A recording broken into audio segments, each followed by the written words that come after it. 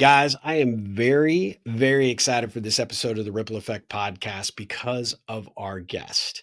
He is a legend at ESPN. He's a play-by-play announcer.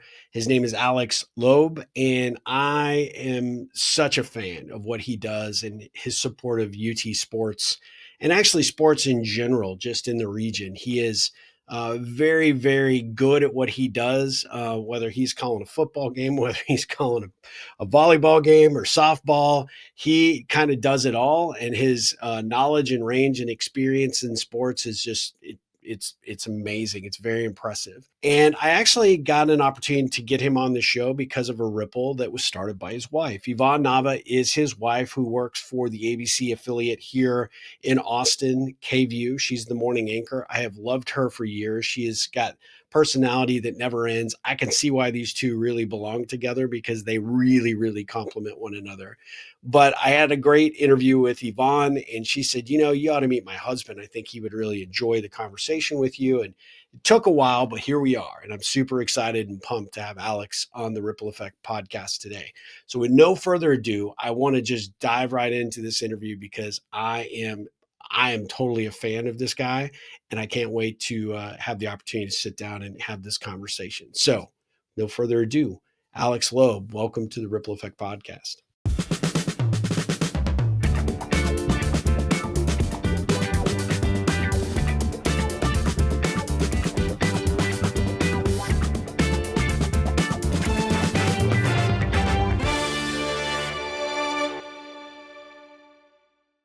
Alex, thank you so much for joining the Ripple Effect podcast. How are you doing today?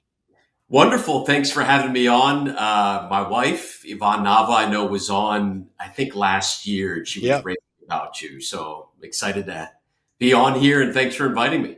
Yeah, well, I certainly appreciate her rippling us together to make this happen. I know it's been a long time coming, and I've got to say right off the bat, I am a huge fan of yours. I love your style. I love your approach. And so much like interviewing her, I'm a little bit nervous because you're an actual pro at this. So I'm going to do my best to show up and, play with the varsity as best as I can. So that's one fan, so I'll take it. I appreciate it. You got lots of fans, I guarantee you. In fact, my oldest son is a total UT nerd, and I told him that we were doing this interview, and he's like, "Oh, I cannot wait to listen to this episode." So you definitely have more than one, I promise you. But I hope he's recovered from this past weekend. That was a gut-wrenching loss. Yeah, and you were there, right? You went up to Dallas, and you were part of the. Was not. I was watching it at my home in front of a fireplace. We had some, so I was comfortable as you could be. But that ending was, they were 3 feet away from tying it.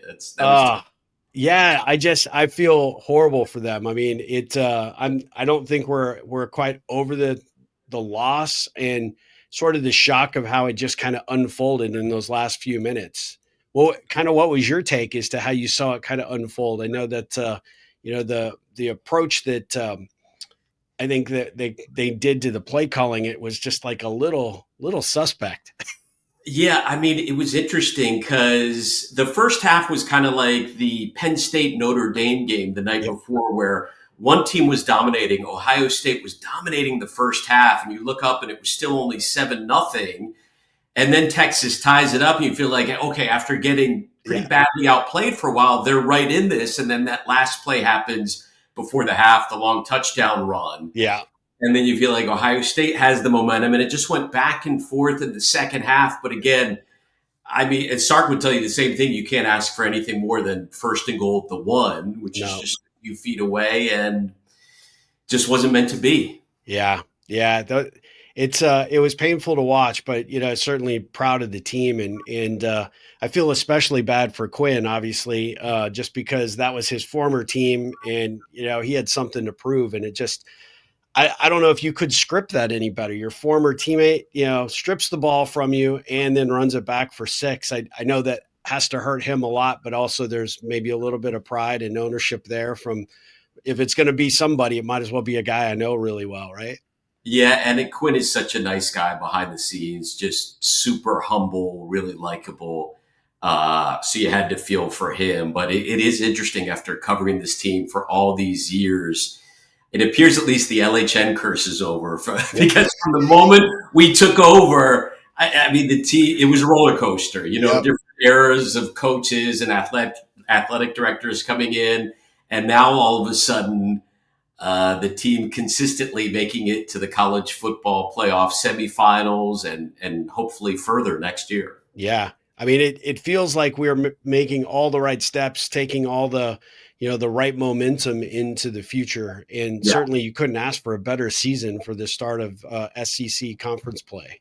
And Arch is legit. I mean, from the moment he stepped on campus, I remember standing next to him. It was crazy how big he was for a Yep. freshman, even back then. Like, he is a big dude. And then you match how fast he is. He runs like his grandfather, like Archie did with the Saints. Yep. But in his brief appearances throwing the ball, obviously he has shown off some talent like Eli and Peyton. So we'll see. I mean, you talk about expectations.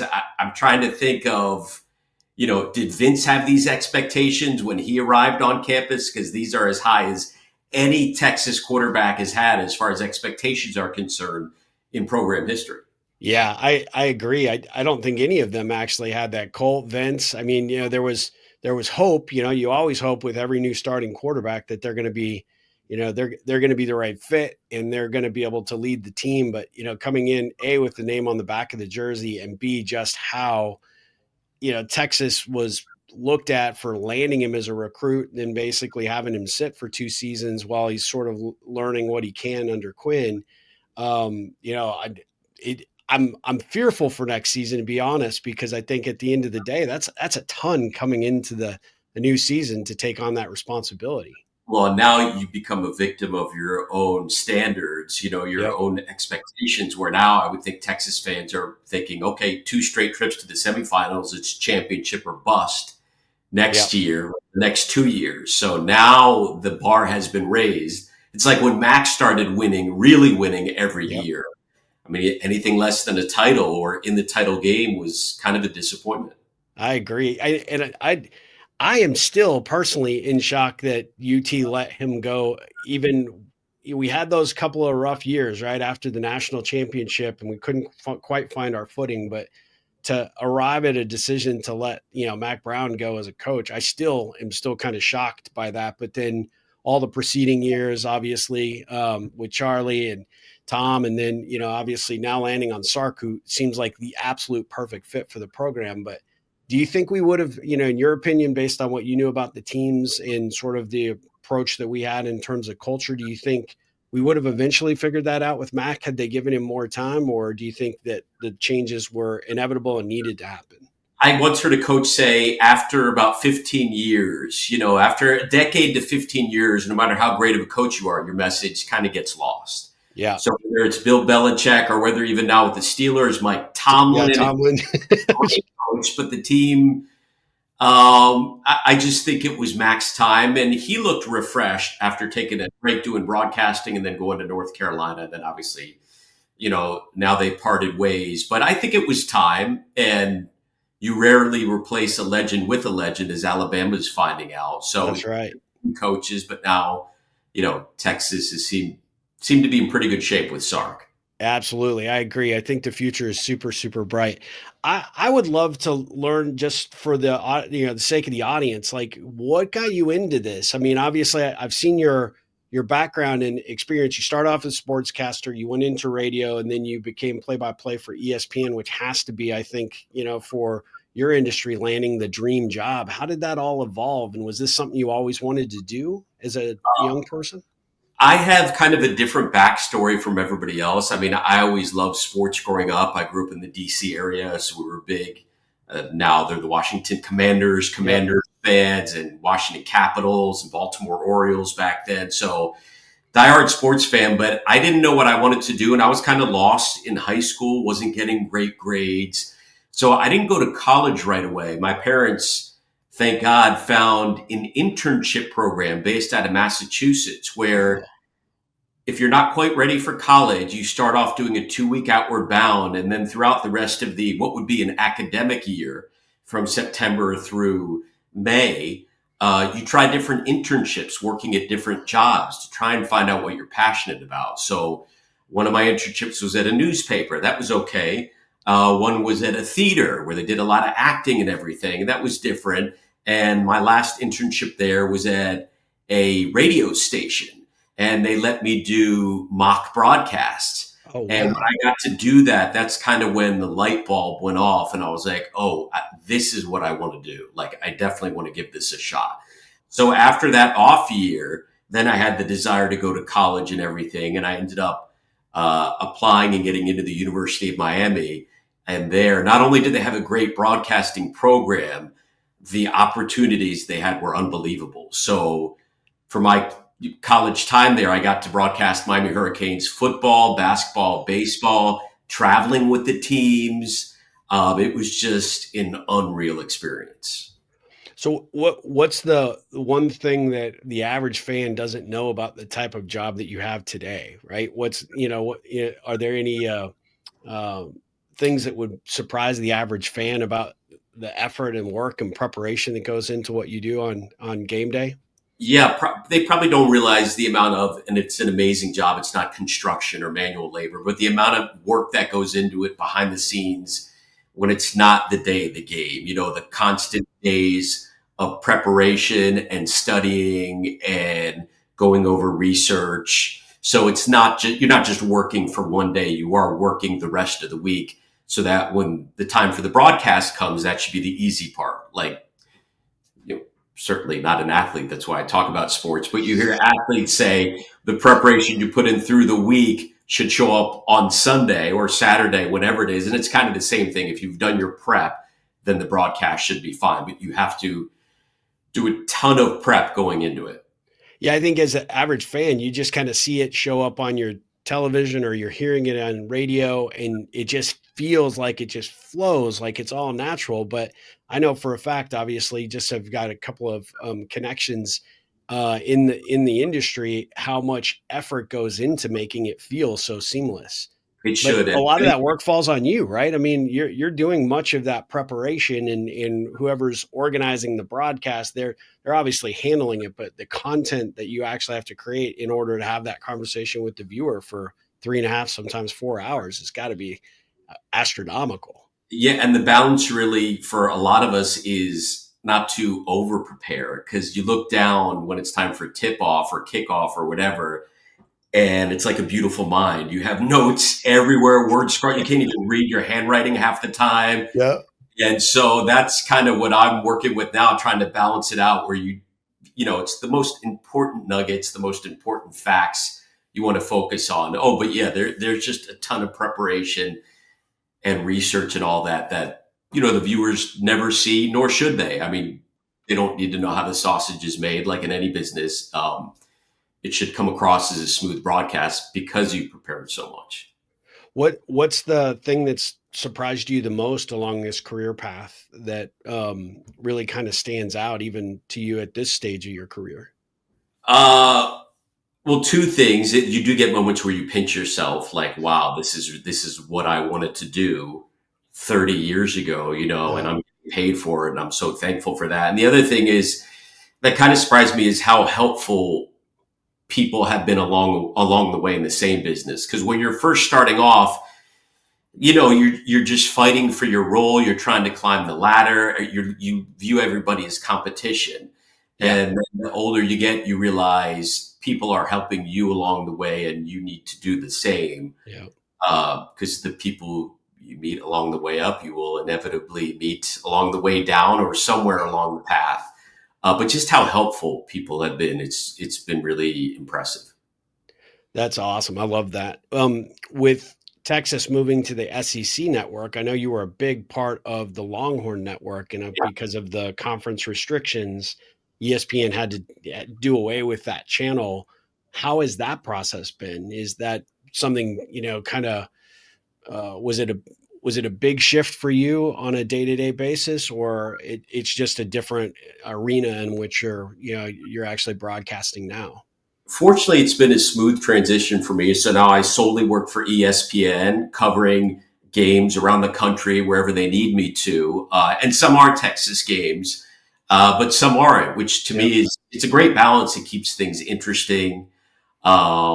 But before I moved down here, I worked for ESPN up in Bristol in Connecticut. So Oh, at the mothership. Yeah, yeah, that's awesome. yeah, a little bit colder up there. Yeah, So just a fuzz. we moved down to Austin about 2012. So it's now more back to covering, a wider base of teams. Yeah. So I you assume. so you travel all over for these games then. Yeah, I do. Yeah. So last weekend, or a few weeks ago, I was in Missouri. Last week was up in Denton covering North Texas. Be doing a Texas game in a few weeks and then heading to Colorado after that. So yeah, kind of depends. So you're not just necessarily limited to the SEC coverage. You could be anywhere doing No, any yeah, sport. just now working for ESPN and some is SEC. Sure. That's awesome. Have you ever been to I have to ask selfishly to the pit in Albuquerque?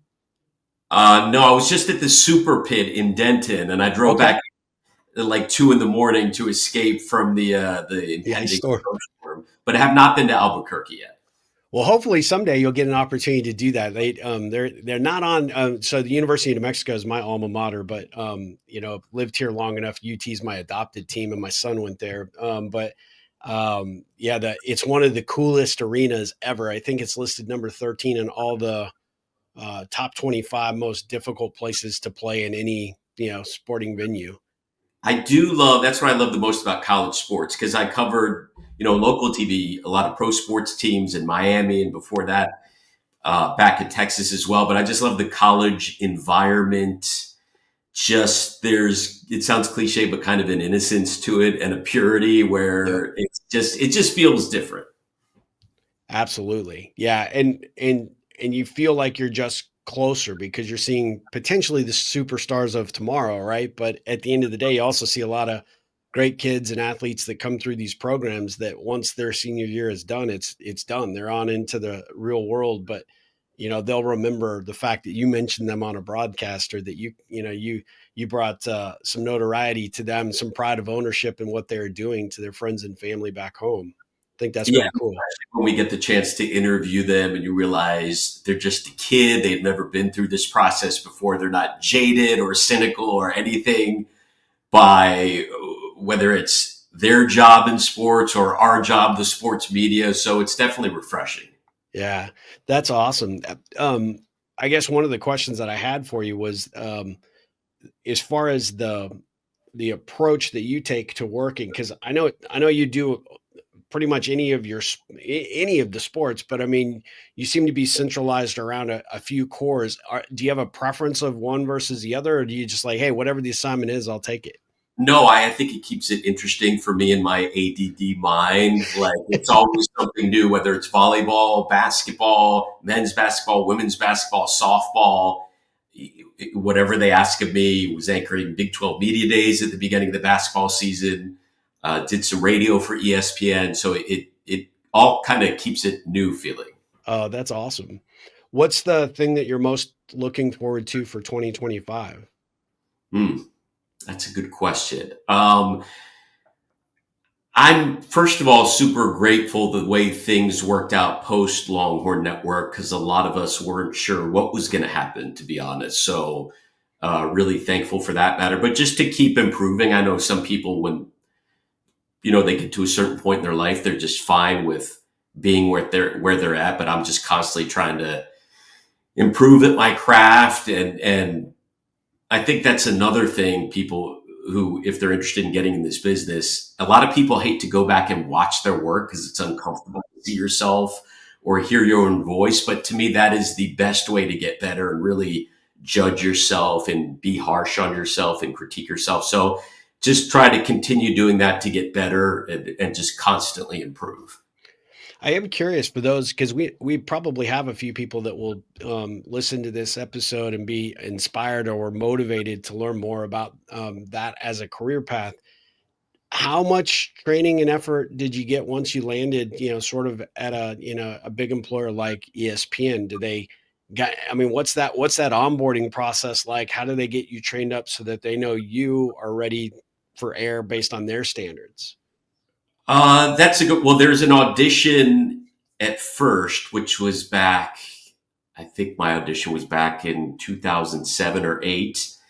You go through that and you go through the different testing of sports knowledge and everything. And then once you're on the air there, I mean, I'm always in search of feedback, and especially the older you get, because you never know. Some people just in life will Yeah, just want to tell you what they think you want to hear, and it can be hard to get feedback because some people can take it personally. But sure. to me, at my age, just be honest, just be brutally honest. So I'm always in search of feedback and trying to find out what I can do better. And it's also a very subjective business. It comes down to one person's opinion. I remember uh, my wife Yvonne and I met at our first market in San Angelo, Texas, 20 years ago, 23 years ago, which was market 190 something. And we had one boss who liked people with a certain hair color. You never know. It's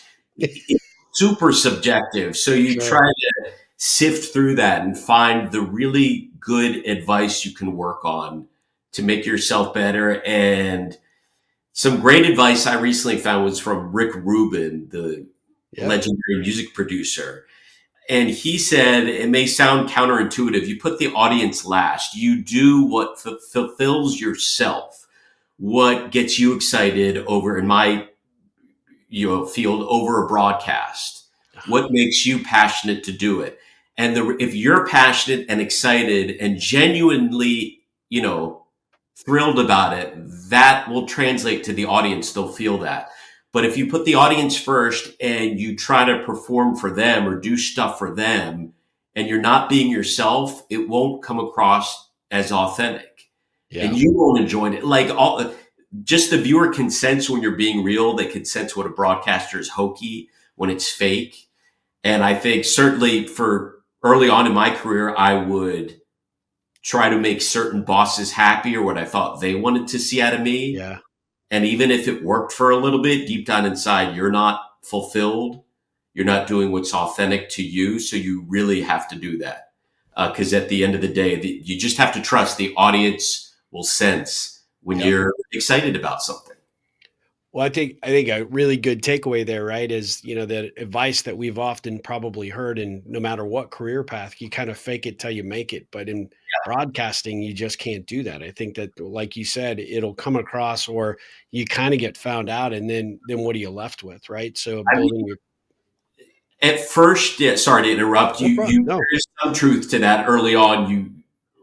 When you're starting off like me in San Angelo, you do kind of fake it till you make it to a certain level. But then once you make it there, you have to trust in yourself enough to know there's a reason I got here. Let me just trust my instincts. I don't need approval from every single person here and there. Sooner or later, I just have to go with why I got in this business, what makes me excited, and hope the audience will appreciate that. The more eyes that are on you, it's just human nature to care about what they're thinking, especially with social media. And there comes a point where you have to turn it off or you'll lose your mind because for everybody who says they like you or great job, there's going to be somebody who says you're terrible or you stink or whatever. I mean, it's just, when I first started in radio here in Austin a decade ago, when we first moved here, we had a text line and some of the comments on there were great, and some were just I can't even repeat. They were just awful. I had to go. You have to pretend like you don't see it, but you're human, so yeah. you have to reach a point where you kind of don't base your happiness off that. Well, I was just going to ask you how you balance that with social media, and it sounds like you have to really kind of put on the filter and kind of temper the expectations there, because it seems like, especially anymore, anybody behind a keyboard or their thumb pad can throw out their opinion like they're the expert as to whether you're doing a good job, bad job, made a good call, bad call, and it's incredibly dispiriting, I think, if you get sucked into both too much praise as well as too much criticism. Yeah, I think it can be the loud minority that you see on social media. So for my job, I have to be on social media, and it can be entertaining, but I have to limit it or not read the comments because I'm sure some of them are bots, and some of them even it's real people. I've also found that if somebody says something snarky and you do respond, they're like, "Oh, hey, thanks for responding." They just want to get your attention. but now I'll mostly, to be honest, just try to limit it because it can be really unhealthy Yeah. depending on your mindset. And especially even I talk about it with coaches, some of the athletes I cover, they're college kids, and it's the coach can't tell them to stay off social media. But I mean, I'm way older, and even now I wrestle with, having to turn it off. If you're Yep. a teenager, that's I can't. I mean, I sound really old saying it, but I can't imagine going through that. And I've been told by a number of coaches at prominent programs that it has really harmed some kids' mental health, and they go through periods where, of course, we're not going to talk about it on the air. But if a player is struggling, we're not going to say it, but they're dealing with some personal stuff behind the scenes, and a fair amount of times it's due to that the feedback on social media. Yeah, I mean, kind of going back to Texas, right? If you think about all the criticism that Ewers got all season, right? For the last 2 years, really, in all honesty. And then I loved somebody asked him a question, I think, before before the Arizona State game about, the supposedly the $6 million, hey, move to a different program, the NIL money, you'll make more than you would as a rookie in the NFL. And he said, hey, look, I don't look at any of that stuff and I really don't put any stock in it. I'm 100% committed and focused to, what I need to do to be the best, quarterback and leader of the team. And um, do you, do you sense a lot of times that that is actually true, that these guys like Quinn are hey, know there's a lot of noise, good and bad, probably a lot of bad when we don't win. Do you think that he's got the capacity to kind of turn that off and legitimately just focus on what's in front of him?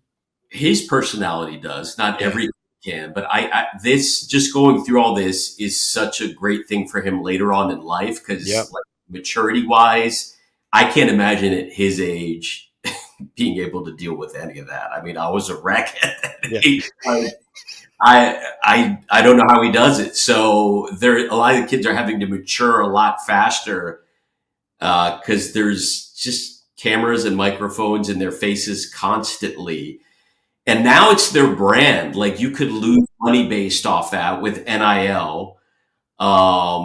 And then just scouts looking at how they handle that for the future, especially at that position, the quarterback. That is important. Your poise, how you handle that, because you don't want someone who doesn't know how to handle the pressure. But for Quinn, yeah, I mean, he his expectations coming in, I mean, that's just part of the deal, but they were insane. Yeah. I got to think Sark does a great job, and the coaching staff, and of course all the support staff for UT, all their sports, but specifically football, because there's such a high profile target on that team all the time. But I would guess they probably have some efforts towards helping educate these young men as they come into the program to help them figure out how to deal with that. Because just having somebody who just tells you really aren't good, or you shouldn't be the starter, or you screwed up a play and you cost us the season, or whatever it is. I mean, I just feel for those kids every single time, because I can see it because of age and experience about the keyboard warriors, but I don't know how young people necessarily do. So do you know if UT actually creates that kind of support system for those athletes? Well, I know they have SID, sports information directors, who help Yeah. coach them up on how to deal with all that and deal with the media and deal with everything. Because for as many highlight reel plays as you're going to have, and it's human nature to want approval, Yep. there's always going to be that moment where it goes the other way.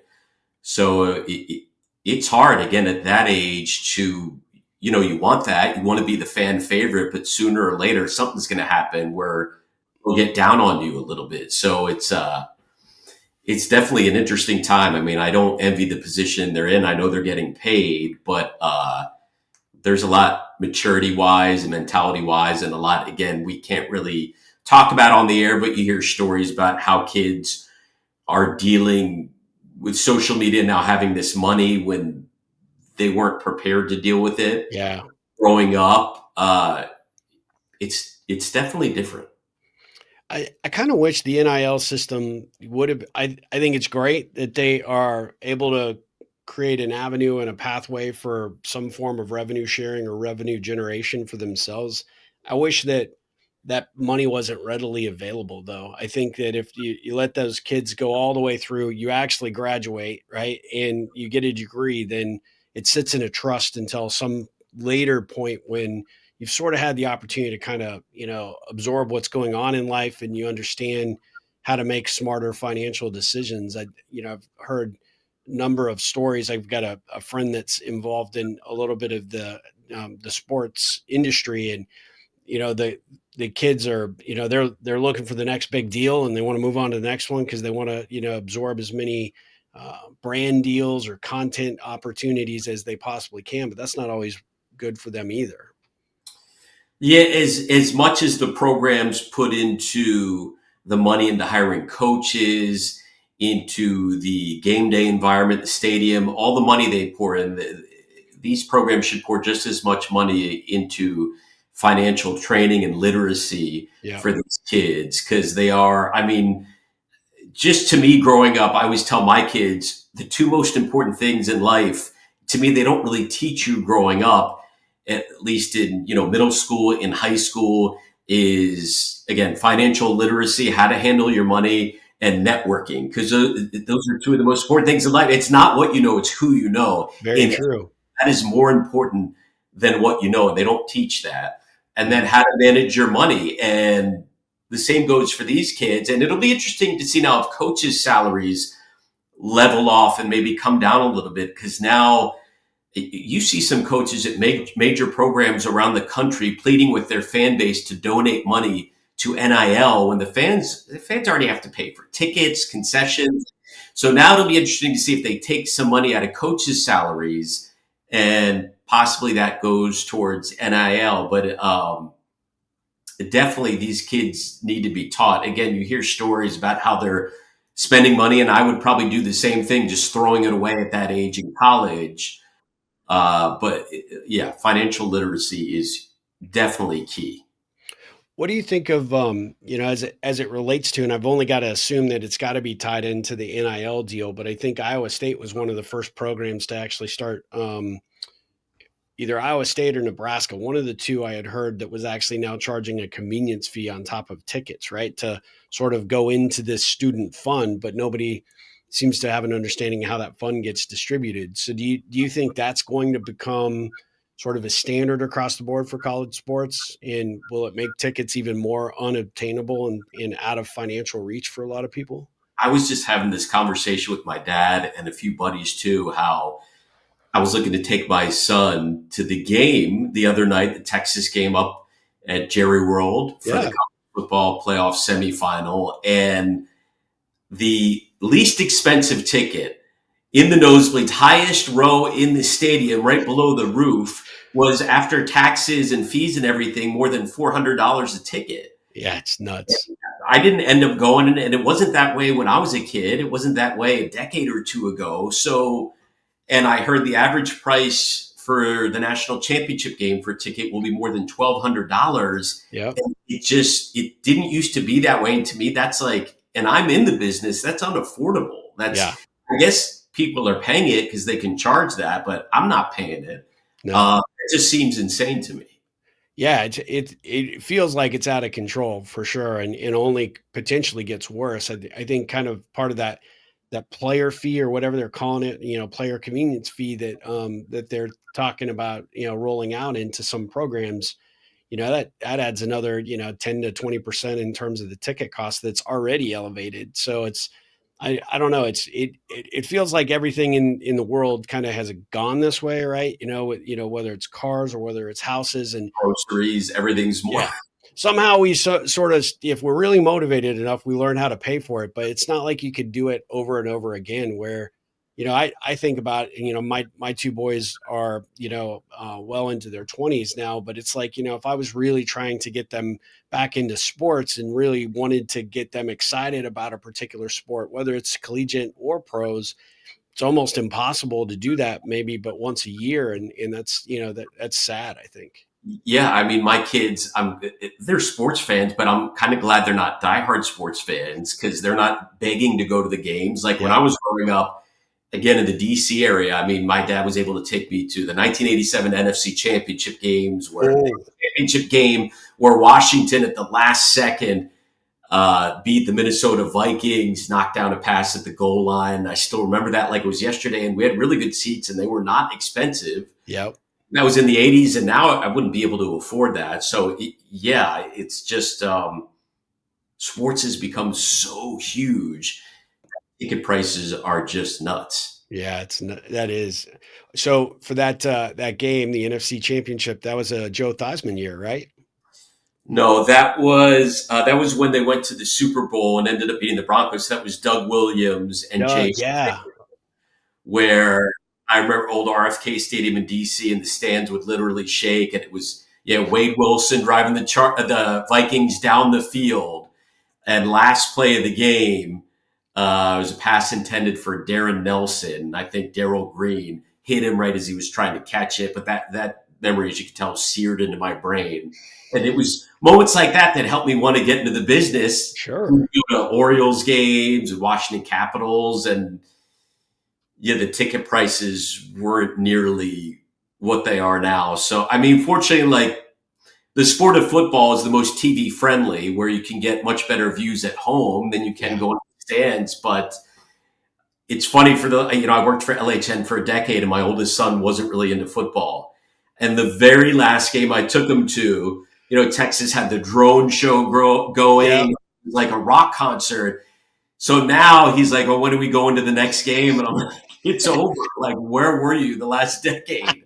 That ship has sailed." So we'll pick and choose when we go to a game, but it's pretty interesting now.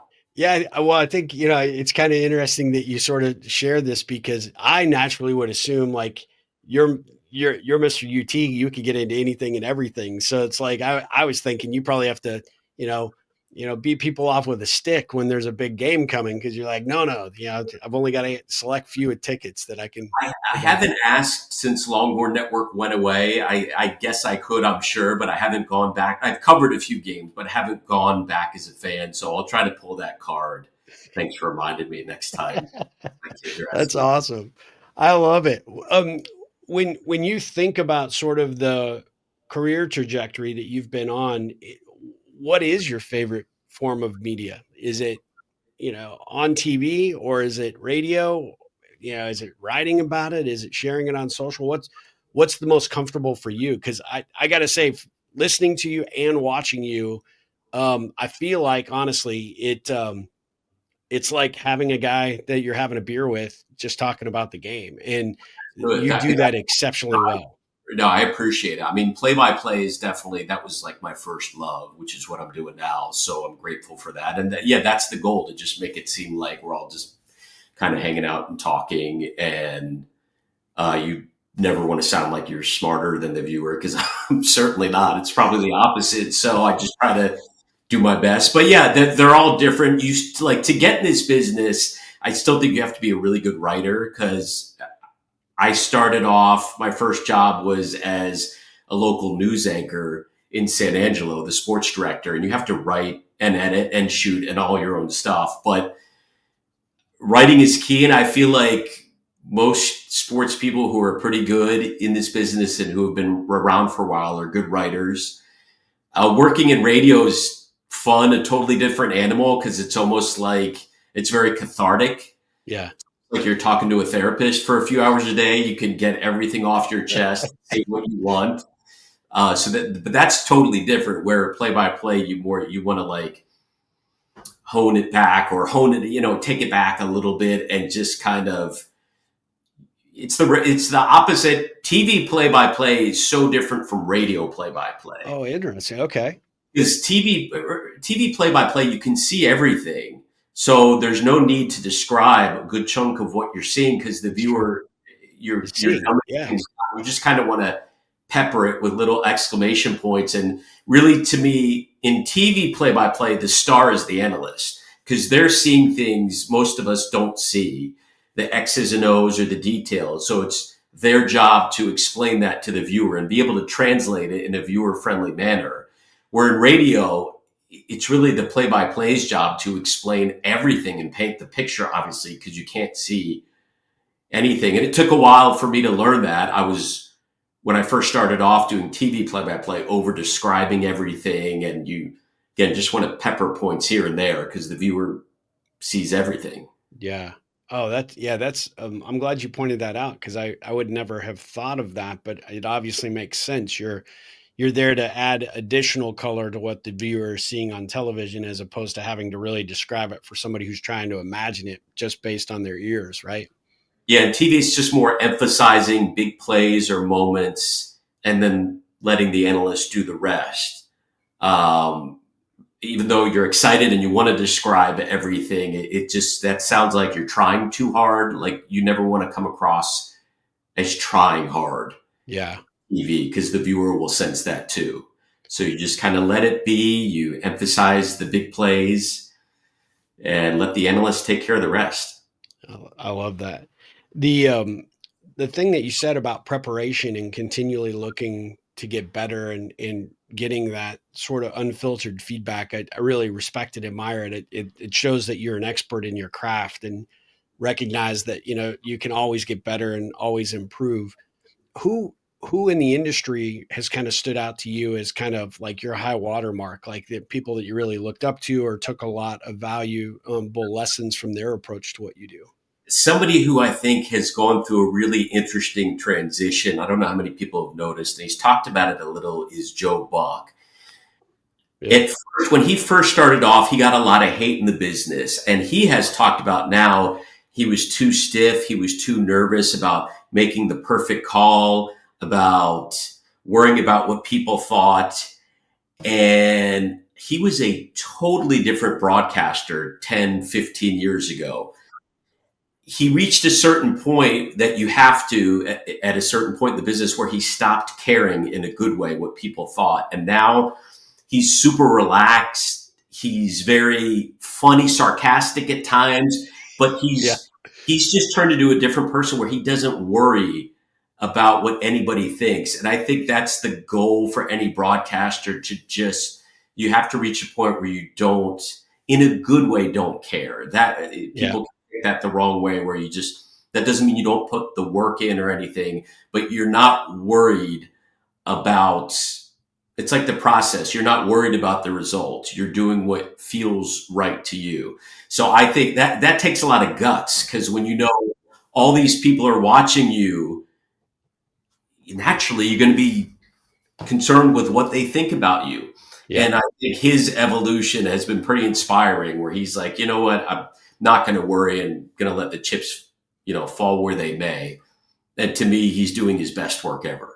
That's awesome. Yeah, I had a few years back actually had seen an article about his sort of his metamorphosis and where he finally figured out like he got up to that next level and he could recognize it himself. His wife would obviously, is also, obviously one of your colleagues at ESPN, right? I think she's been sort of instrumental to that as well. But the thing I really respected was he wanted to like completely challenge himself to figure out how to not be that um I don't remember how I phrased it, but kind of like that robot, the talking headed robot. And when they gave him the opportunity to have his show on, I think, HBO for a period of time, that took him completely into a genre that he wasn't normally accustomed to, right? You're having to interview and you're having to create a, sort of a creative way to bring whoever the guest was, bring out, what they have inside to present to to this new platform.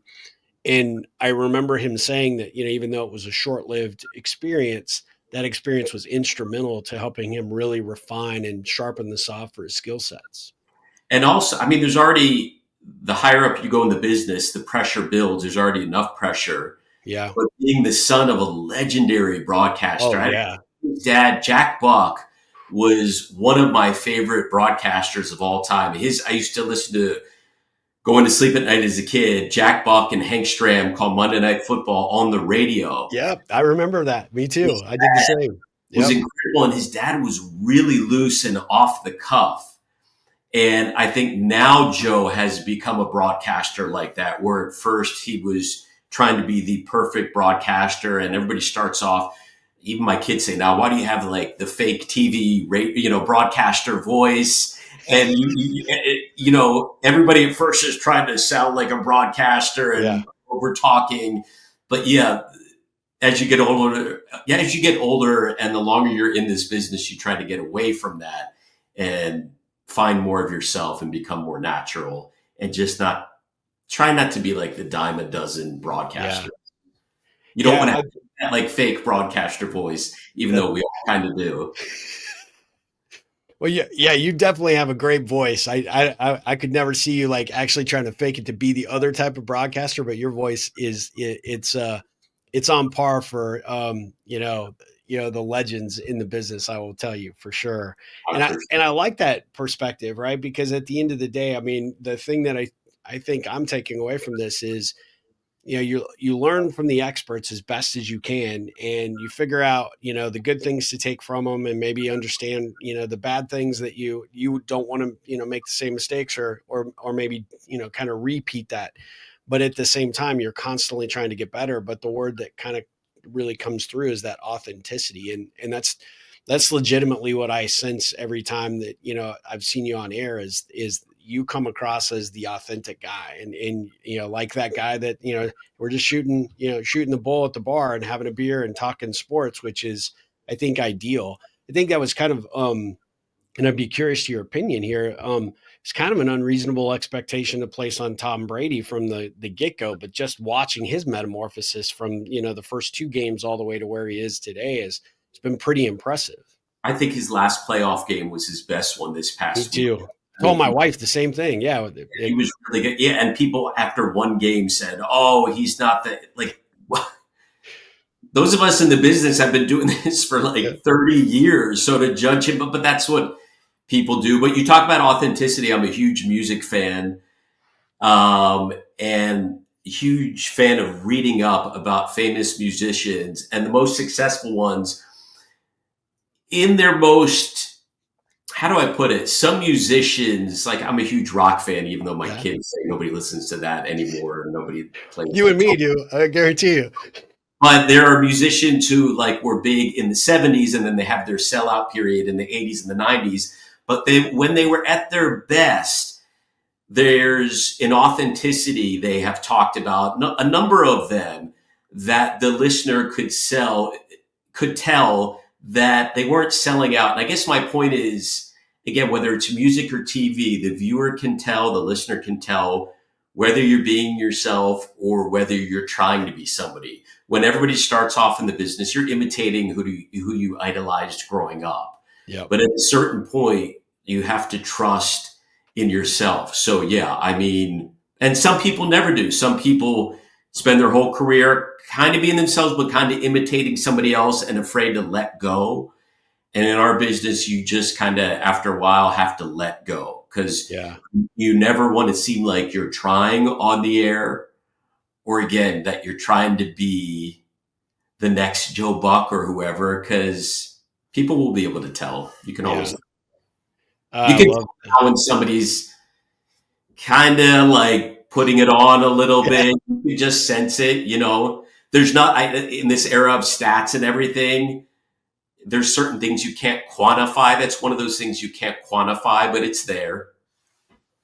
Yeah. No, that's a valid point. And I think it's true probably for any industry, right? At the end of the day, the all you have in life is to be your authentic self as best as possible. And there'll be people that like it and people that won't. You hope your bosses like it enough to, want to keep you around, but Like Yvonne sometimes and I worked with a number of people in Miami who we worked in the movie Anchorman. There were Oh, a I didn't know that. We worked with some Ron Burgundies who would put on the shtick on the air, and then behind the scenes, it was just madness. So it is. I know sometimes the viewer can't tell, but usually they can. But Yeah. this business is interesting. I mean, people will try to fake it. That's for sure. Well, I mean, really, quite honestly, unless you are in like music or you've got some stage presence, like you're an actor or something, right? You're probably the next closest profession that everybody sticks the microscope to. So it's got to be tough. Which makes it so hard to like let go and be yourself. Yeah, Because I mean, just like any human being, the worst possible scenario would be being yourself and being made fun of or critiqued or being laughed at. But you have to realize, okay, I'm here for a reason. I'm good enough to do this. Let me just trust myself. Yeah, I love that. Well, speaking of Anchorman, I see behind you is one of those bobbleheads, one of No, the I guys from Anchorman. Matthew McConaughey, who we used to interview him a number of times. Longhorn Network, great guy. Nolan Ryan one, and then the other one's Cliff from Cheers, an old reference. But Cheer! Oh, Cliffy, I love it. it's to Boston last summer, so we went on an East Coast road trip. So, Oh, but that's yeah, I got all awesome. the mic flags then and everything, and so because now once in a while we'll do Zoom games, so we try to Yep. have somewhat professional background. Oh, it looks really good. I like it. Well, Appreciate Alex, I could talk to you for hours, but I want to be respectful of your time, and I just I appreciate have you making. I have all day. Don't tell me that. We could be here all day, but Read the list from Yvonne after I leave this room, so I'll oh, stay as long as you want. that makes sense. I love that. Well, I want to ask you a couple of Ripple connection questions. These are generally questions that are fun to ask and fun to answer, but they give my audience a little bit more insight as to who you are as an individual, if you're okay with that. Absolutely. So, what's the sport for you? What are you the biggest fan of? It kind of depends.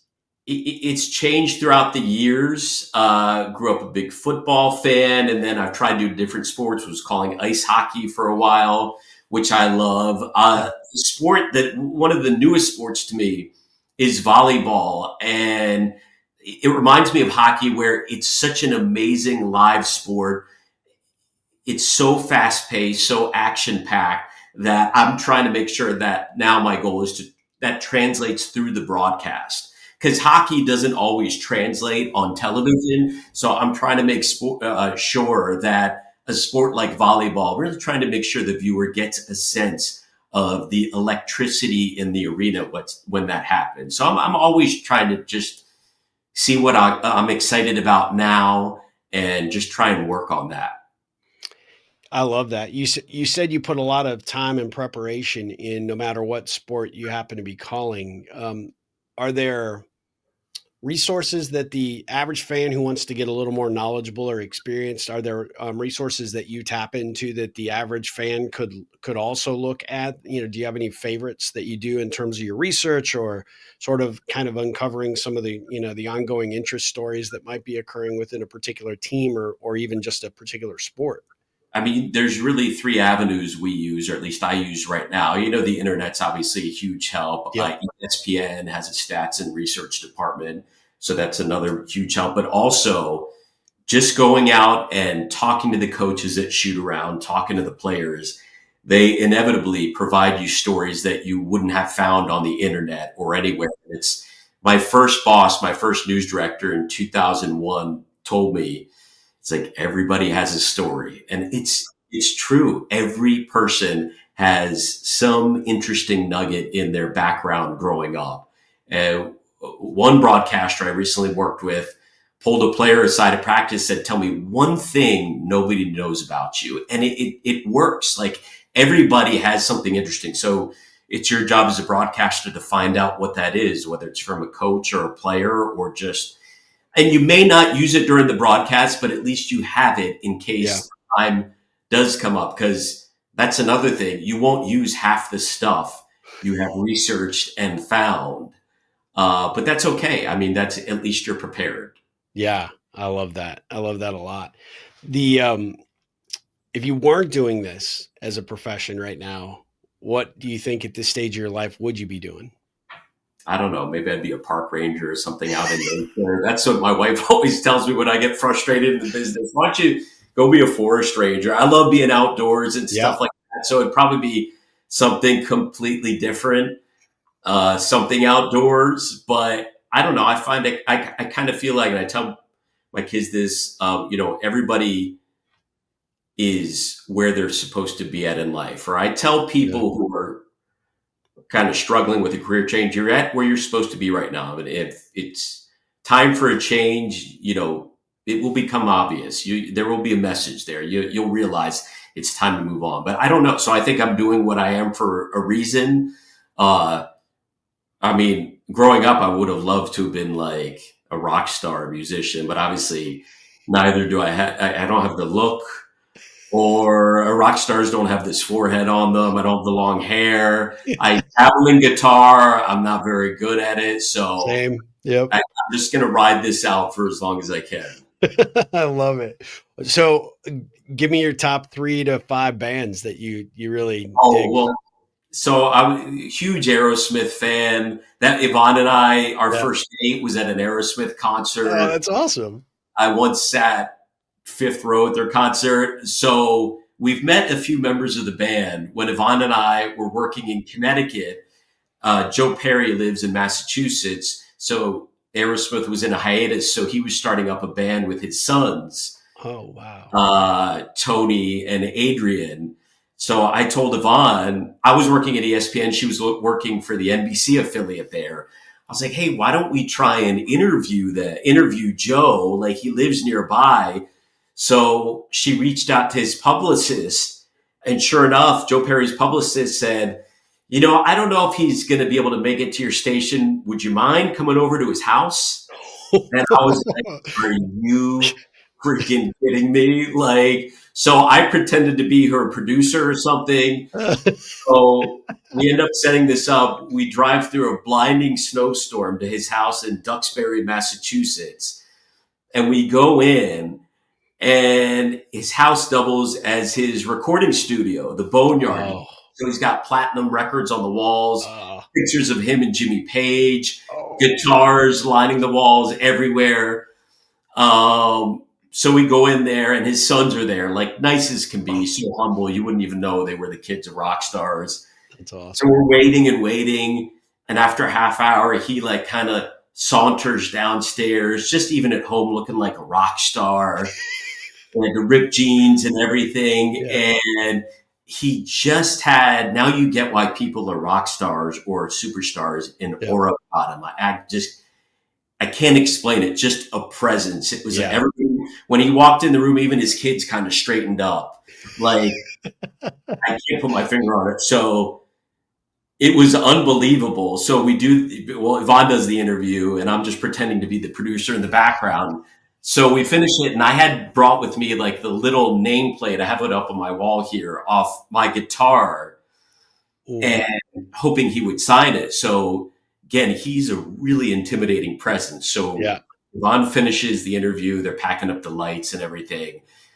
And I'm like, I don't remember what I said. Hey, Mr. Perry, or hey, Joe, probably Mr. Perry, because I was about to, had to use the bathroom. And like, would you mind signing this? And he just stops in his tracks and he stares at me, and he's just looking at me like, are you frigging kidding me?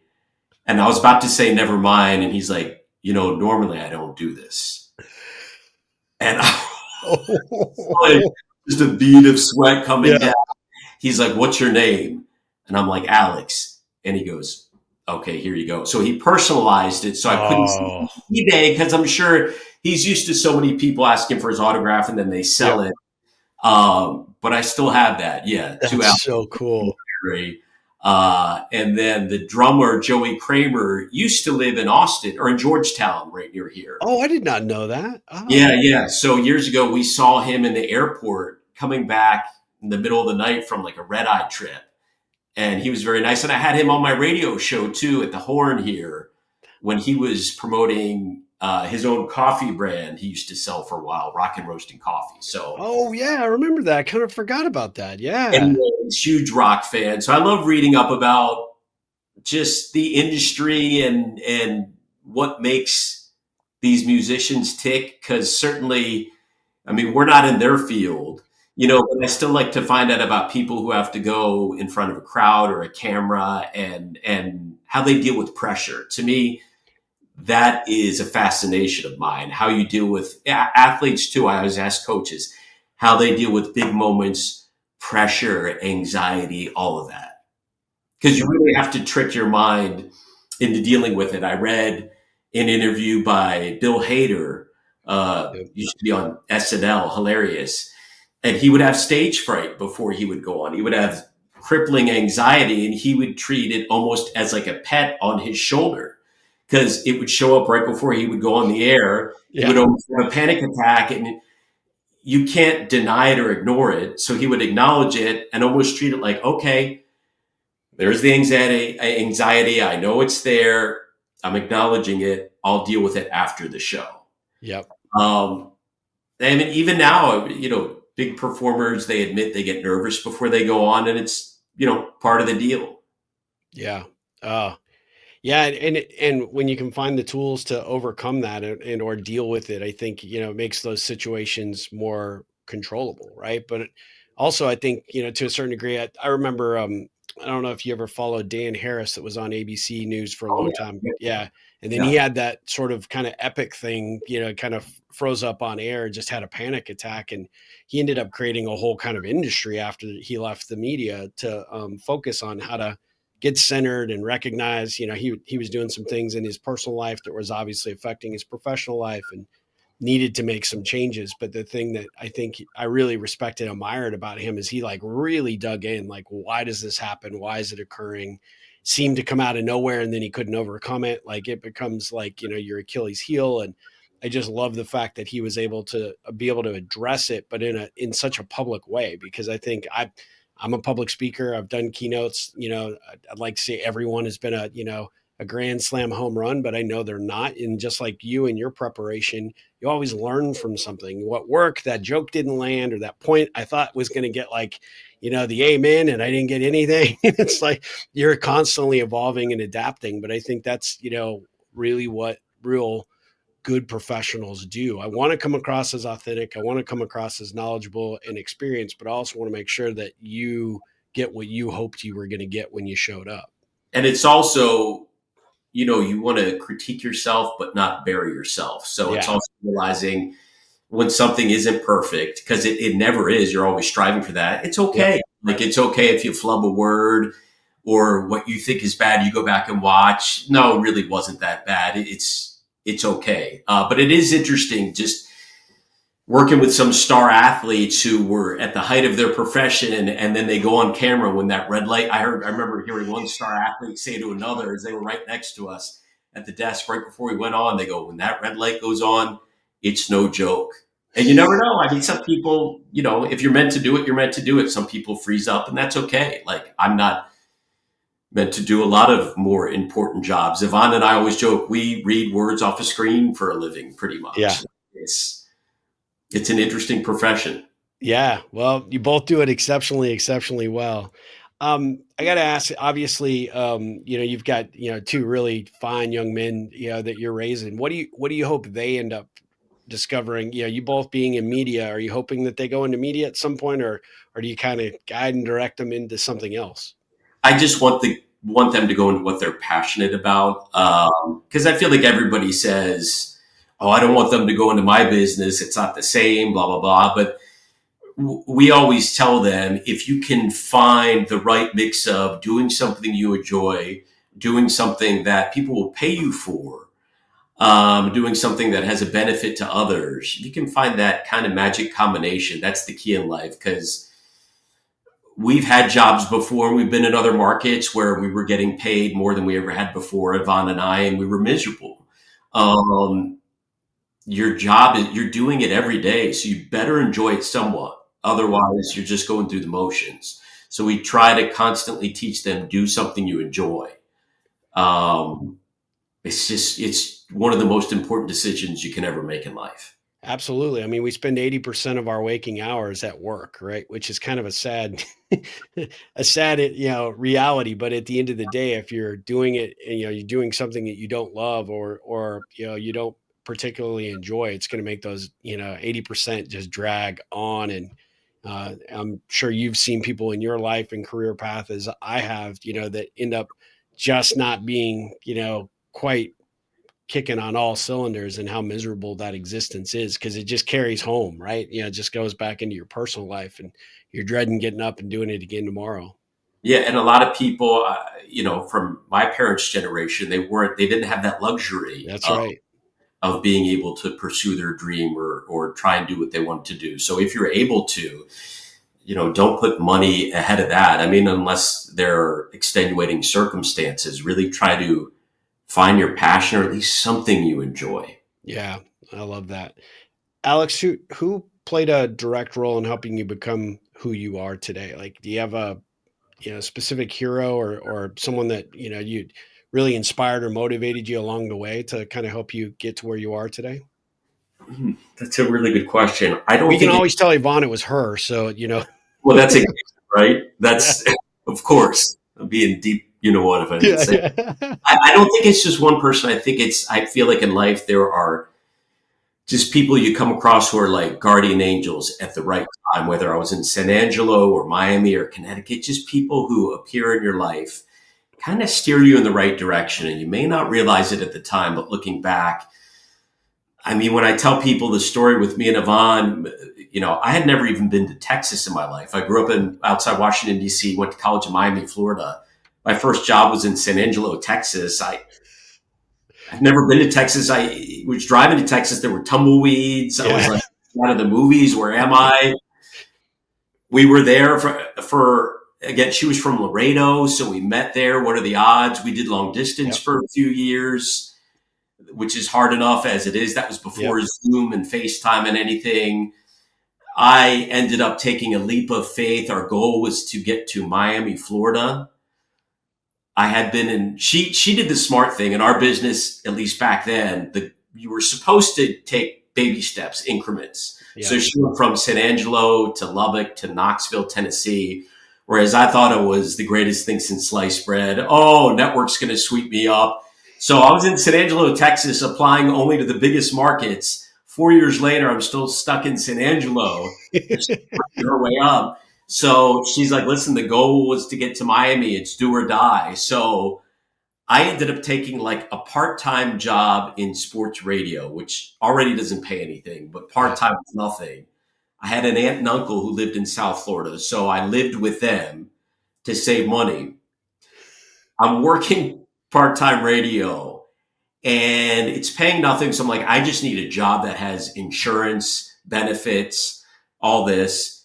It just so happens that an executive producer for the ABC television station in Miami remembered me from being a student at the University of Miami because he used to come to speak to our classes. Yep. He's like, "Oh yeah, you were really good. You would ask a lot of questions. You were a really good student." He's like, "Yeah, I'll bring you in for an interview." Because of that connection, who you know, not what you know, he ends up hiring me to become a full-time producer. So I go from being on the air in San Angelo radio to completely off the air, which was not my goal, but full-time benefits and a job. Yep. Yvonne's still in Knoxville, Tennessee. So after being there for a few months, I work up the courage to go meet with my news director there, my boss in Miami, and mention, hey, my wife is in Knoxville. She's trying to get a job here as a reporter or an anchor. So I'm sitting in his office telling him this, and he goes, what's her name? I said, Yvonne Nava. And he points to his shelf behind him and he goes, oh, you mean her? And he has a stack of 3 VHS tapes, which is what we use then. Yeah. She was among a list of finalists that he had already considered, that he was considering for an opening there. And in our business, that's the opposite Huge. happening. He ends up hiring her. She convinces me when she gets down to Miami to try an audition to get back on the air in Miami. So I do apply for that. I do say, hey, I know I'm a producer coming in at 5 a.m, my glasses, unshaven, sweatpants, but I really do on air, like sportscasting, give me a shot. They let me do a mock sportscast and they're like, who is this guy? They're like, put him on the air immediately. That's So awesome. back on the air in Miami, put me back on the air doing full-time sportscasts. And in Miami, I know this is going on forever, but looking back on it, this is what I mean when I say everything happens for a reason. People Yep. guide you along the way. They had us doing hurricane coverage. They had me doing news coverage during the hurricanes. And after a while, I wanted to stop doing news, get back to sports. Yvonne's like, hey, there's a journalism convention coming to Miami. And I'm like, when is it? She's like, it's on a Saturday, 9 a.m. I'm like, I want to sleep in. I don't want to go because I'm an idiot. Wisely convinced us to go. And wouldn't you know it, ESPN had a booth there, gave them my DVD, ended up getting a call back for an audition. and just the rest is history. So just trust that even though you question things at the time that, people come into your life for a reason, that guy who came to visit my class who turned into an executive producer, he remembered me. Yvonne obviously led me in right directions in Connecticut. There were people who I was looking for advice on whether I should move to Austin when this thing called the Longhorn Network was starting up. That was a gamble. So you turn to people for advice. And so throughout my life, looking back on it, there's been some really important people who have helped along the way. That's awesome. I always call those positive ripples, right? If you were to like line this out kind of like a, sort of a Gantt chart of your life and all the different things and interactions and doors that got open because you had these interactions or, took the chance to have a conversation or, even going back to the Joe Perry story and being just to have the guts to ask it, you wouldn't have that thing on your guitar today if you hadn't, right? All these things happen for a reason. So I love that you gave the color to that background and that story because that really it really brings that example home in a big way.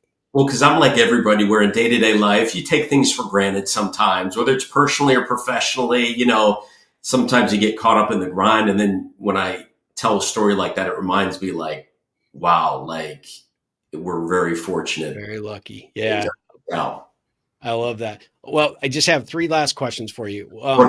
This one would be if you had the opportunity to put any words of advice on a billboard that people would see on the way to work and home from school on a regular basis, what would that advice be? I will say what Yvonne has started saying to me and our kids recently: be comfortable being uncomfortable. It's such an important thing in life. Yeah. And I didn't necessarily grow up that way, so it's something I'm still working on. But life is full of pressure situations that you may not want to be in, whether it's work or personal, but situations again that you're not used to, even whether it's pressure at work, whether it's pressure in life, doing something you don't want to do.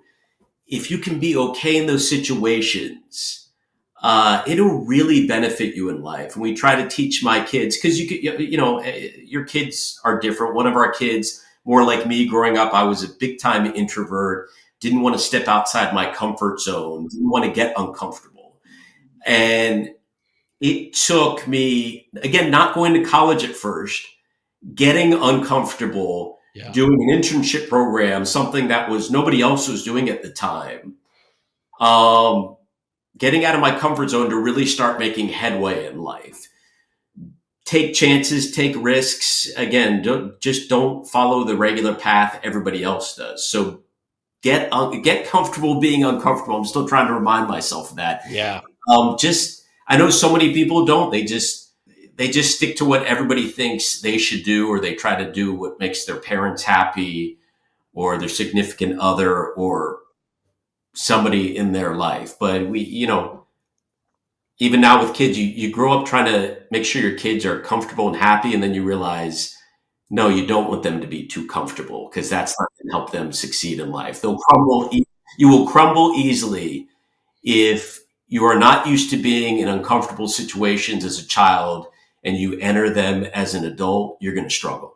Yep.